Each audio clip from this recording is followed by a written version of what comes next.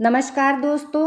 हम जितने सुकून से अपने घरों में सोते हैं, जो मर्जी वो काम करते हैं, कभी आपने सोचा है यह आज़ादी किसकी बदौलत है? कैसे हम यह बेबाक ज़िंदगी जी पा रहे हैं? जवाब है भारतीय सेना, जिसकी बदौलत हम इतनी आज़ादी से अपनी ज़िंदगी जी पाते हैं। कभी आपने सोचा है इस आज़ादी को देने के लिए उन्हें क्या कीमत चुकानी पड़ती है? यदि नहीं, तो आज मैं आपको अपनी कहानी के माध्यम से बताना चाहूँगी। यह कहानी सच्ची घटनाओं से प्रेरित है। अपने परिवार की फिक्र किए बिना जान की बाजी लगाकर आई दुश्मनों की गोलियों का जवाब देने के लिए जो हमेशा तैयार रहते हैं, आज मैं आपको उन्हीं वीरों की कहानी अपने शब्दों में सुनाने जा रही हूँ, ताकि देश का हर व्यक्ति इंडियन आर्मी के महत्व को जान पाए और सेना का दिल से सम्मान करे। यूपी के एक छोटे से शहर में राकेश नाम का एक लड़का रहता था। राकेश का मन बचपन से ही देश की सेवा करने का करता था, इसलिए बड़े होकर राकेश फौज में भर्ती हुए और एक अच्छा सिपाही बन गए। आर्मी ज्वाइन करने के कुछ समय बाद राकेश ने शादी कर ली थी। शादी के बाद सिर्फ 2 महीने वह अपनी पत्नी के साथ रहा और उसके बाद उसे फिर से सीमा पर लड़ने के लिए बुला लिया गया। राकेश के जाने के बाद उसकी पत्नी को भी काफ़ी अकेलापन महसूस होता था, लेकिन वह अपने पति की भावनाओं का और उनके फैसलों का सम्मान करती थी। शादी को बीते 2 साल हो चुके थे। अब राकेश की पत्नी माँ बनने वाली थी, लेकिन गर्भवती होने के बाद भी राकेश की पत्नी को यह सारा समय अकेले ही रहना पड़ा, क्योंकि इस समय राकेश सीमा पर अपनी ड्यूटी पर तैनात था। वक्त बीतता गया और 9 महीनों बाद राकेश की पत्नी ने एक छोटी सी बच्ची को जन्म दिया। बच्चे के जन्म के बाद भी राकेश उस बच्ची को देखने के लिए नहीं आ पाया, क्योंकि देश रक्षा के कर्तव्य के लिए उसे एक के बाद एक अलग अलग जगहों पर जाना पड़ रहा था। फौजी की ज़िंदगी ऐसे ही होती है। उनके पास ना तो परिवार के लिए समय होता है और ना ही परिवार की देख रेख के लिए, लेकिन उनके अंदर जितना अपने देश के प्रति प्रेम होता है, उतना ही प्रेम अपने परिवार के लिए भी होता है। राकेश की पत्नी ने अपनी छोटी सी बच्ची का नाम सोनी रखा था। जब सोनी 3 साल की हो गई, तब राकेश घर वापस आए। इस समय पहली बार राकेश ने सोनी को देखा। अपने बच्चे को सामने देखकर उसकी आंखों में आंसू निकल आए। उसने अपनी बच्ची को बहुत सारा प्यार किया और अपनी छुट्टियों का समय अपनी बच्ची के साथ खेलने में बिताया। कुछ समय तक राकेश अपनी पत्नी और बच्चे के साथ ही रहे, लेकिन जब भी उन्हें बुलाया जाता तो उन्हें जाना पड़ता था। देखते ही देखते कुछ साल ऐसे ही बीत गए। अब सोनी 8 साल की हो चुकी थी। राकेश ज़्यादा से ज़्यादा समय बाहर ही रहते थे और सिर्फ त्योहारों में या बेहद महत्वपूर्ण कार्यों में अपने परिवार से मिलने आ पाते थे। सोनी का पूरा समय अपनी माता के साथ ही बीतता था। बचपन से ही पिता को अपने पास में देखकर वह अपने पिता को बहुत ज़्यादा मिस करती थी। वहीं पिता भी अपनी बच्ची को देखने के लिए अक्सर फ्री टाइम में वीडियो कॉल करते थे। हर साल की तरह इस बार भी राकेश त्योहार में घर आने वाला था। 10 दिनों के बाद होली थी। सोनी बहुत ज़्यादा खुश थी, क्योंकि उसके पिता त्योहार पर घर आने वाले थे और वह अपने साथ ढेर सारे खिलौने व चॉकलेट लाने वाले थे। अपने पिताजी के इंतज़ार में सोनी बार बार अपनी माता से पूछती कि माँ, पिताजी कब घर आएंगे? तो उसकी माँ कहती कि बेटी, होली के आने में अभी 10 दिन बाकी हैं। पापा आएंगे और ढेर सारे खिलौने तुम्हारे लिए लेकर आएंगे। लेकिन बच्चे का मन कहाँ मानने वाला था। सोनी ने अपनी माँ से कहा कि पिताजी को फ़ोन कीजिए, उनसे कहिए कि जल्दी से घर वापस आ जाए और मेरे लिए ढेर सारे रंग और चॉकलेट लाना बिल्कुल ना भूलें। काफ़ी जिद करने के कारण सोनी की माँ राकेश को फ़ोन लगाती है और उनसे कहती है कि आपकी बेटी आपसे मिलने की जिद कर रही है, तो आप जल्दी आने की कोशिश कीजिएगा। बेटी की नटखट बातों को सुनकर राकेश कहता है कि मुझे मेरी बेटी से बात करवाओ।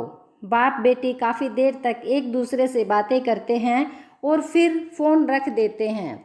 अपनी बेटी की ख्वाहिश को पूरी करने के लिए राकेश कर्नल के पास 3 दिन बाद से होली तक की छुट्टी लेने के लिए जाता है।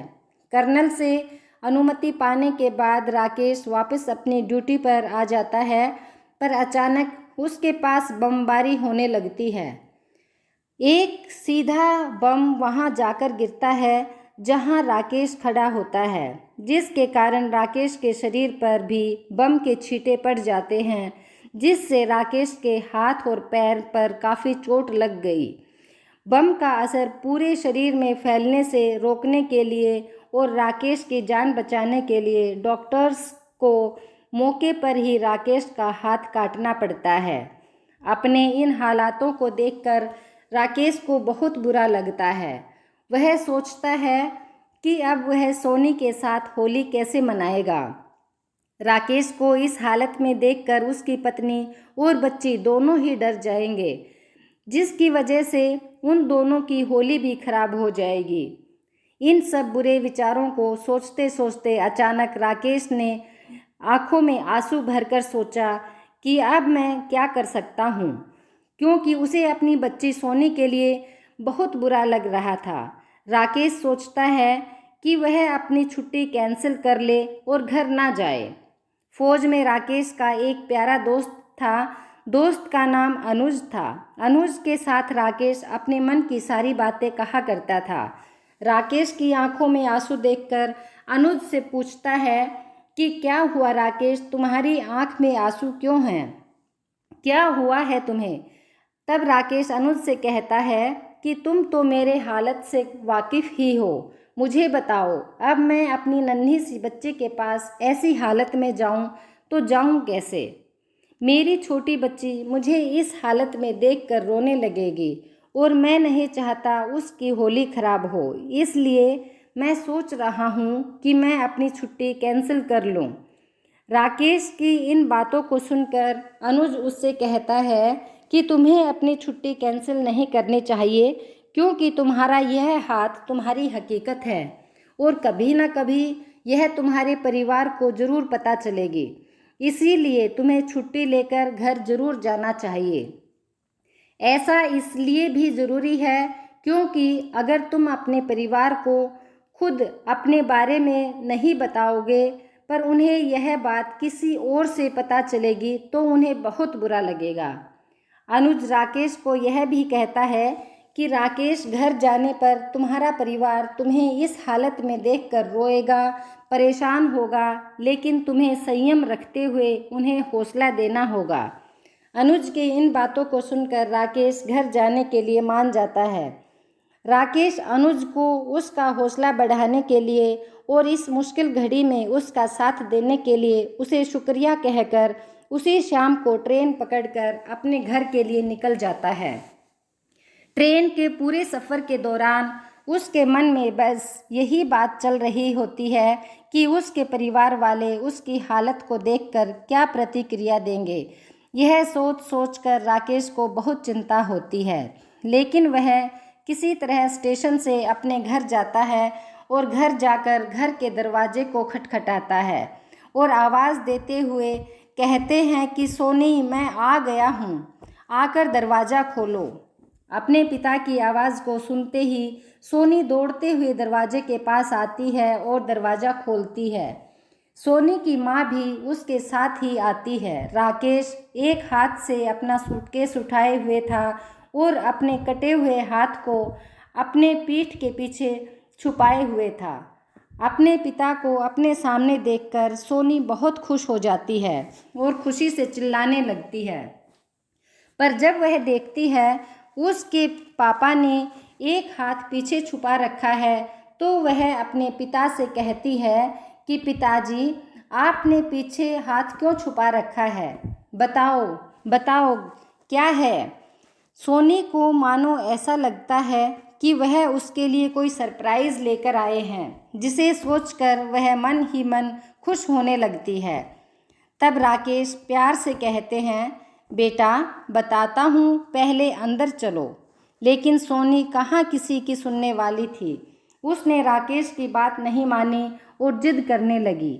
अपनी बेटी को इस तरह जिद करते हुए देखकर सोनी की माँ ने भी राकेश से कहा कि अब दिखा दीजिए ना, क्या छुपा कर रखे हैं आप इसके लिए।